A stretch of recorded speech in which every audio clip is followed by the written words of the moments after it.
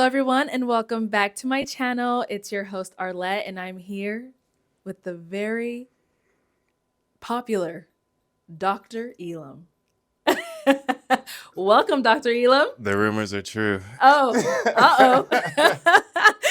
I'm well, here. Thank you for having me on. of course. You know, we had to dig deep and get to know you a little bit better because, Sure. as we saw, the people love you. And Well, it's not been all love. yeah. We gonna get into that. Don't you worry. Right. So, as we saw on the show, we got to know you a little bit. Sure. But if you want to just start it off by letting us know, tell us a little bit about yourself. Whatever it is you want the people to know more about you. All right. Well, I'm a traveling dentist. I privately contract with different practices, going in and doing dental implants and wisdom teeth extractions. Okay. I do that in Arizona and California. Been doing Nice. that for the past 6-7 years now. Mhm. I don't know. What do I want the people to know? I don't know. That's Yeah. a good question. What do you do for fun? Where you Sure. I from? love yoga. I meditate. I spend a lot of time on the beach. Nice. Yeah, LA. I love to cook. Uh-huh. I write music. Nice. What else do I do? Like talking to my friends on the phone. Okay, all Doing right. hood rat shit with my friends. Okay. And so just to clarify, right? The people are like, what kind of doctor is this man? He's out here offering therapy sessions. He's Sure. out So here, let me set the record straight. I'm not a psychologist or a Okay. psychiatrist. I did get my bachelor's in psychology Okay. from Morehouse. Oh, nice. So that, I do know what I'm talking about a little bit. Okay. I just decided to get my doctorate in dentistry. Okay. And so there's a lot of psychology when it comes to being a dentist. Okay. Any good dentist will tell you that the dentistry is actually the easy part. It's the business aspect and working with your patients, chairside manner, working with the emotions, the anger, the fear, the anxiety, all of that is very challenging for most dentists to work with. So having a psychology background, felt like I had a leg up with the human behavior aspect of dealing with scared, ignorant patients. But Oh man, not ignorant. we do a great job. We do a great job. Okay. So now it's making a little bit more sense now to the people because they were Sure. like, "Where is this guy? Right. What is getting this guy talking about? information?" What credibility does he have? Now, I will Right. say I do have a bachelor's in psychology, which does help, but I've spent years in therapy. I've done Okay. a myriad of modalities, EMDR, tap therapy, life coaching. Yeah. I have a coach now who I see less periodically Okay. than when I used to when I started.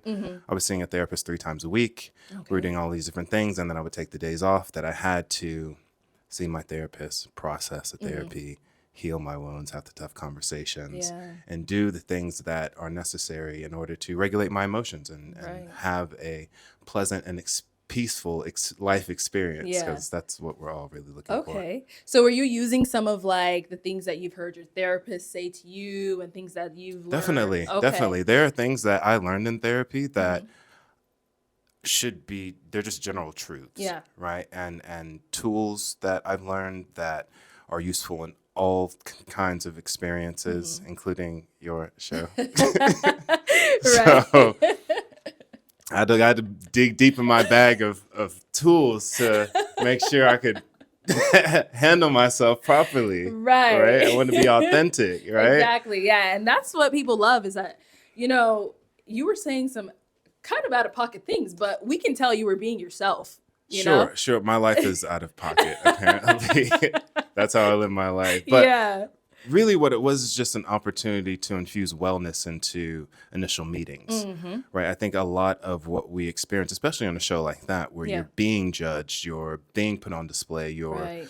you're being criticized in a lot of ways. How can you still show up authentic even Yeah. though you are being judged? How can you still show up gracefully even though you may not be someone's first choice or something like that? So it was important for me to be able to understand that going into it and have a clear understanding of what's happening. That way I can show up as authentically as possible. Right. Yeah. And we saw that come through, definitely. So out of pocket, yes, but you know, It's your truth. here we are, you know. I went viral for being myself, and Exactly. I'm not backing down now. So here we go. What's up? So yeah, speaking of the show, as we have seen, it's been everywhere. TikTok, Instagram, Facebook. People are cutting it up, snipping it up, putting it all over YouTube, all this stuff. How has it been for you with all this social media attention I'm pretty sure you're getting? You know, slide in my DMs. Oh my goodness. It's been great. Yeah. And I continue to say I do a lot of different things. Like I do the dentistry, I write the Yeah. music, I play basketball, I do yoga, meditation, all these things. I feel like I could have gone viral for, but I'm so glad I didn't, because now I don't have to maintain a certain persona. I Right. literally just get to walk into look at me. Look like at I'm you. literally wearing my shirt and some pants that I had on earlier, and I just get to show up and be myself. Right. I get to show up and speak my truth, share my story, Yeah. share my experience, share what has helped me get to this place of peace and relaxation in life, and it's awesome. So let's go. And people in the comments are like, "Oh man, like how does this guy, where does he come from being able to call someone a liability? Sure, Like sure, where sure. did that come from and what made you want to say that to Well, her?" I used to be a liability, Oh, right? I okay. would enter relationships looking for something, looking Okay. to fill a void, looking to try and buoy myself up with people around me or experiences around me. It wasn't until I spent that time by myself. Right. I think I tell people I spent like 8 months where I wasn't dating, no sex, no nothing. And it Okay. was intense, but it was important for me to get to a place where the validation and the criticism are both equally matched in the way where I love the validation, but I don't need it. I accept the criticism, but I don't absorb it, and I don't identify with it. So being able to spend time by myself, heal my wounds, understand myself, figure out what tools I need for self-love has allowed me to, be where I'm at right now. So Yeah. Yeah. And kind of going back to liability, was there anything in particular that, stood out from what she had said that made you say that? sure. Well, for me, it wasn't necessarily what she did, what she looked like, but how she interacted. And the thing that got me kind of on the defense was her inability to listen.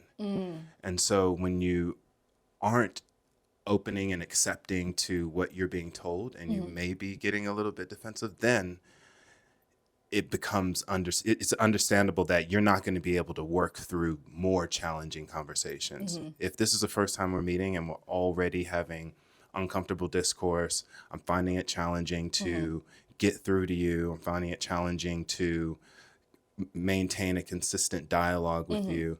Then it'll be even more challenging when, things Later hit the down the line. fan, or, Yeah. I need somebody who can be in my foxhole, who I can communicate with, who I know will accept me, even if I'm not all the way, communicating properly. We can at least have an understanding like, okay, this is where we need to go. Right. And now, you said that you used to be a liability. Sure. Now, did someone call you that, and that's where that came to you, or like from experiences and growing up and seeing yourself, like, oh man, that was me. Right. I was a young man once, right? Struggling, didn't really have as much direction, trying to get into dental school, trying to make things work for myself, trying to figure out how I was going to get to a place of stability. Yeah.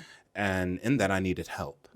Right. And so there were people around me, whether it been family, whether it been good friends, that helped me get to a place where I was able to get through school, I was able to get through the hard times. But it was in my romantic relationships where I felt like I was also trying to pull. And when you're in that type of environment, it's challenging to grow and cultivate together when you're both struggling and Yeah. you're both trying to get to a place. So she was just in a place in her life where bringing her into my world right now would force me to have to lift her up, as opposed to us being able to buoy each other up simultaneously. And I got that through our conversation. Okay. All right. Well, I like that. So, we did see you ended up matching on the show. Sure. And Yes. you know, you were talking about you were gonna fly her out, all this stuff. Like, you know, we want to know. I was ready. Did sis get flued out? I was ready. She didn't need to get flued out because we were still here. Oh, We were bye. No. we were still in the same city. You know, no need to just take random flights. I don't even know you yet, girl, right? But you know, since the show, you telling me you haven't been back to LA? I haven't back to LA, but it wasn't before we did go on a date together. Okay, so you guys did date. We did go on a date together. Okay. It was quite platonic. It was rated G. The conversation was a rated G. But the time together was beautiful because we were able to come to a place where we were comfortable with having a friendship. Okay. She shared with me her desires, her dreams, her goals of what she wanted her life to look like. I shared with her where I am in my life right now, and just logistically, it just didn't match up. So we're just in different places in our lives. I see. But the beautiful thing about our experience together is that we were able to have an adult conversation. We were able to share ideas. We were able to share our history and our past together without judgment. And that's what I'm looking for. Okay. But because we weren't in a place logistically to be together, we decided to be friends. I love that. So if she ever needs anything, if she ever needs advice, if she, you know, she always has a friend to help me to hit up. You know, if I can't help you out, then I know somebody who can. So that's the type of interaction that I'm grateful for. Yeah. And when I talk about being a liability, you know, that conversation wasn't draining. One thing I like to do after every interaction, I'll do the same when I leave here, is take stock of how my body's feeling. Yeah. How am I feeling after that interaction? Am I feeling good? Am I feeling hype? Am I feeling drained? Am I feeling heavy? Okay. And after the conversation I had with a girl who I didn't pick, I was feeling drained. I was feeling exhausted. After having a conversation with the girl I did pick, I felt alive. Yeah. I felt grateful.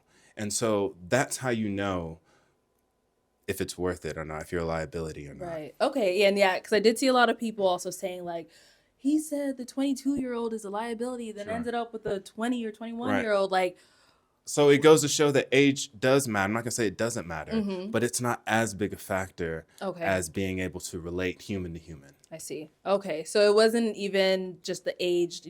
It was more so them themselves as a person. The initial interaction. Okay. And that's why I'm so gung-ho on working to infuse a wellness and authenticity amongst initial interactions because, you know, first impressions are everything. And a lot of times we want to show up in a way where we hope that this person likes me, or we want to show up our best self. Why don't you just show up how you are, as you are in this now? And if you are able to attract people who can accept you in that now, then you don't ever have to be fake. If you show up fake initially, then you're going to have to maintain that facade for that person. How many times in marriage have they said, this isn't the person I married? Who is this person? Well, this is the actual person you married because that person who was trying to, you know, get the ring or get whatever was being someone else. So how authentic can you be when you show up initially? Right. And I've gotten very good at being able to read that. Okay, so come with it. Bring your best shot. Also, people were like, why is this guy referring to himself as Dr. Elom when it's not a professional setting? When you meet people, do you always say Dr. Elom, or is it ever just, hey, I'm Elom? No, well, usually I don't say Dr. Elom, but I wanted everyone to know what time it was when it came to what this was about to be, right? Right. And I think it's important for people to know, right? No, yeah, definitely. I spent years because we saw working, right? That changed someone's mind. She was ready to pop, and then she said, hold on. And guess what? Now you get to see someone's authenticity because now I get to see how you react to me being a doctor. What does that mean to you? And so, are you going to be authentic? You know, as soon as you show me your true colors, I'll believe you the first time. Okay. And so I'm going to be as authentic as possible. Okay. So if you can meet me there, then we can at least have a conversation. If you can't, well, then you might be a liability. Oh my goodness. Okay. Well, you know, what are some of your upcoming projects and things that we should be looking out for from you? You know, I actually can't legally say. Oh, uh-oh. I do have some projects coming out. Okay. Slide in my DMs. I'm pretty sure you're getting a lot of that, aren't you? No, if you slide in my DMs, I promise I will get to you. Uh-huh. But if you really want me to read them, you might have to hit 2 or 3 times so you stay at the top because it gets. But anyway, I have some things coming up. Okay. I go live. I'm trying to go live as much as possible on Instagram and TikTok. Okay. So if you want to have a conversation with me, but sometimes people be afraid to be vulnerable in the live, and I get it. There's a lot of people watching. I get it. There's a lot of people watching. Yeah. I get it. But slide in my DMs and we can work something out. All right. And any final words you want to say to the people? Anything you want to let them know? Just thank you for the opportunity to be on this platform. I think you guys are doing a great job. Thank you. And I think if you guys continue, sky's the limit. Thank you so much. We loved having you on. The people love you. Yeah. You know, even though there's some negative comments out there, I feel need like the haters. Actually, can you guys slide in my DMs first so we can have an adult conversation? And if you're going to be in my comments talking shit, at least allow me to reply. Sometimes I'll reply. Oh, you're and replying. And then the handle will say, this handle doesn't allow any responses. If you're going to be bold enough to put a comment down, be open enough to get a real response because I will respond. Let's see.